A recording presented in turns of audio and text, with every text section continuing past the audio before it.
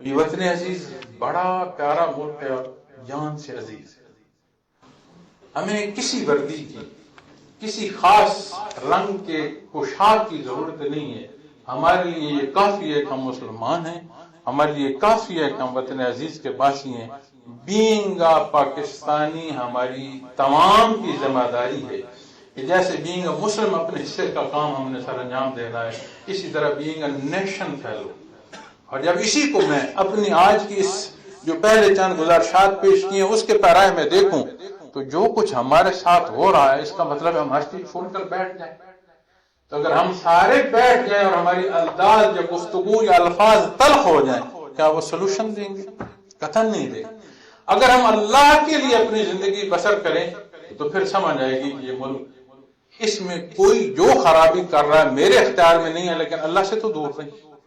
میرے حصے میں جو کام آ رہا ہے، جو کچھ میں کر سکتا ہوں، جتنی جورڈکشن میری ہے، میں وہاں کیا کر سکتا ہوں.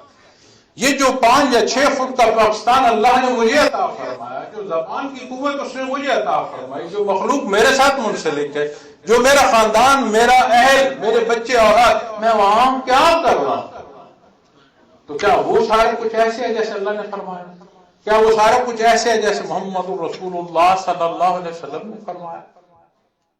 اور پھر یہ انداز جو ہماری گفتگو کا ہے، جو ہمارے حالات نے ہمیں جس جگہ پہنچا دیا، اتنا تلخ ہو چکا ہے، کبھی آگ سے آگ نہیں ہوئی.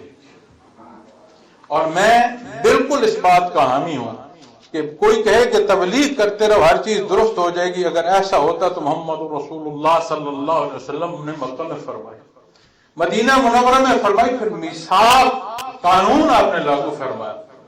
تو جب تک انسانی معاشرے میں قانون کا نفاذ نہ ہو، اس کو ہم سیاست کا نام دیں، اس کو ہم عدلیہ کا نام دیں، اس کو ہم بیوروکریسی کہیں، سول کہیں، آرمی کہیں، کچھ کہیں، جب تک وہ ایک نظم کے تحت اپنا رول پلے نہیں کرے گی ہم چیزیں اچیو نہیں کر سکتے. دنیا کی زندگی اور تاریخ کو دیکھیں تو ہر صدی کے بعد، 1.5 صدی کے بعد دنیا کے بارڈرز بدلے ہیں. اب کہ اگر آپ وقت کاؤنٹ کریں تو آج کے حالات کو پھر صدی 1.5 ہو چکی ہے، دنیا کے بارڈر بدلے.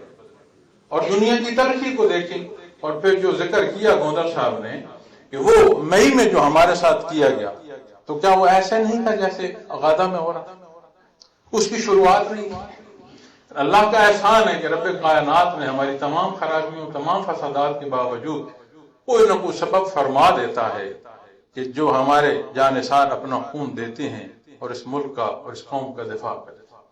تو میں آپ سے جو چیز عرض کرنا چاہتا ہوں، مجھے معلوم ہے جو کچھ سیاست میں ہو رہا ہے، جو کچھ عدلیہ میں ہو رہا ہے، جو کچھ ہمارے ذمہ دار کر رہے ہیں، مجھے سارا معلوم ہے. اس لیے معلوم ہے میں یہیں رہتا ہوں، اسی معاشرے میں زندگی بسر کرتا ہوں، انہی چوک چوراہوں سے گزرتا ہوں، انہی چیک پوسٹوں پر میں پھر بتاتا ہوں جناب میں پاکستانی ہوں، جناب مجھے پھر تحفظ کی ضرورت ہے، آپ نہیں دے رہے تو میں بندوبست کر رہا ہوں. مجھے اس کا بھی جواب دینا پڑتا ہے کہ آپ نے اپنا بندوبست حفاظت کا کیوں کیا. تو جب آپ پریکٹیکل لائف سے گزرتے ہیں تو ان ساری چیزوں کو آپ فیس کرتے ہوئے گزرتے ہیں.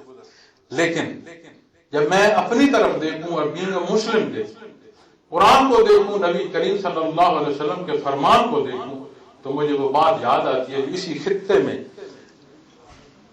اور وہ مثال جو اللہ جل شانہ نے یہاں پر آنے والا وہ محمد بن قاسم نوجوان جسے طلب کیا گیا اور اسے مشاورت دی گئی کہ آپ اپنی حکومت کا اعلان کر دیں، اتنی طاقت ہے آپ کے پاس، لیکن اس نے کہا خلافت اسلامیہ پر ایک تو کیا کتنے قسم ہوں انہیں قربان کر دینا بہتر ہے. وہ خود جھول گیا لیکن تقسیم ملک کی نہیں ہو. جب اس اینگل سے ہم دیکھتے ہیں تو یقیناً میں اپنی سیاست کو دیکھتا ہوں. حالانکہ سیاست کیا ہے؟ جس طرح میڈیکل سائنسز ہے نا جی، اس کا موضوع وجود انسانی ہے صحت کی نسبت سے، اسے دنیا کاروبار تک لے گئی الگ بات. اسی طرح جب سیاست ہے تو سیاست وہ طب ہے جس کا موضوع ملک اور قوم ہوتی ہے. تو ساری سیاست میں نہ ملک رہا ہے اور نہ قوم رہی، موضوع نہیں رہا. تو اس تلخ اور ان تلخ حقائق کو دیکھتے ہوئے کیا میں جو میرا اختیار اسے چھوڑ دوں؟ نہیں. وہ جو کہتے ہیں نا کہ یہ تمہارا ملک ہے تم ہو پاسباں اس کے، نہیں، یہ ہمارا ملک ہے، ہم ہیں پاسباں اس.